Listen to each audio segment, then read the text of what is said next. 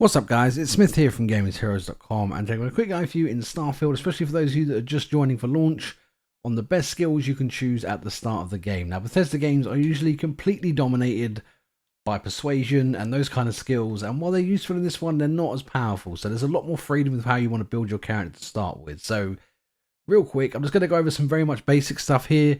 I think after a few hours in the game, you'll get more of a feeling for what you want your character to be, what kind of activities and that you want to be doing. This is just sort of universal things that are going to work well for everyone. So first of all, in the tech tree, security. There is so much security in this game. There are so many locks to pick. You'll need it for missions, you'll need it for looting, you'll need it for exploring.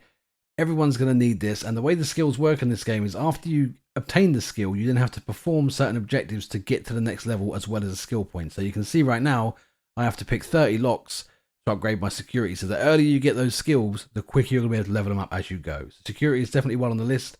I would take that one probably first.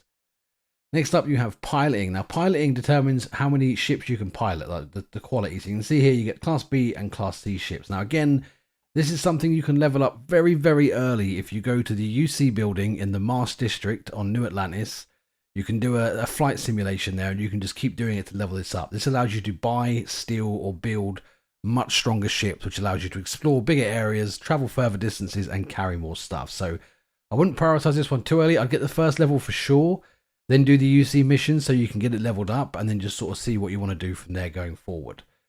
Next up, now geology is kind of a mixed bag. It very much depends on what you want to do. If you don't want to get into base building and that kind of stuff, I wouldn't worry about it. If you do want to get into base building, it does help with the earlier stages, but it's not vital.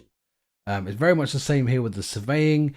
This allows you to see stuff on your hand scanner. So if you're going to be surveying the planets and that kind of stuff, is a good one to get. If you have no interest in exploring, completely ignore it. So far we've got the two vital ones over here, which is security and which is piloting. Now you can see here, I haven't got anything anywhere else. I've got combat none. I played on every difficulty from very easy to very hard. Typically, if I'm doing space combat, I drop it down to very easy so it's quicker. If I'm doing dungeons, I spike it up to very hard because it's a lot easier to get some really, really good loot. So you don't need the combat one. Maybe if you're playing on very hard all the time, you might, but you don't need it.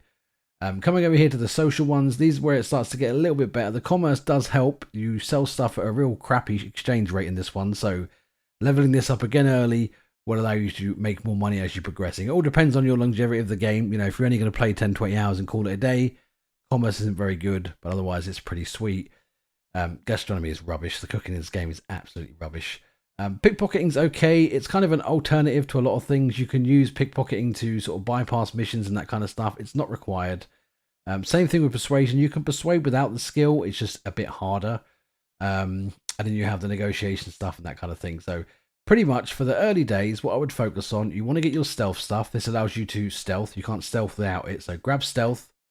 You want to grab weightlifting. This increases your carry capacity. That will, if it's not annoyed you yet, it will very soon. The carry capacity in this game is very, very limited. And then you want to focus on security and piloting. So that's sort of the first 5 or 6 levels you want to focus on there.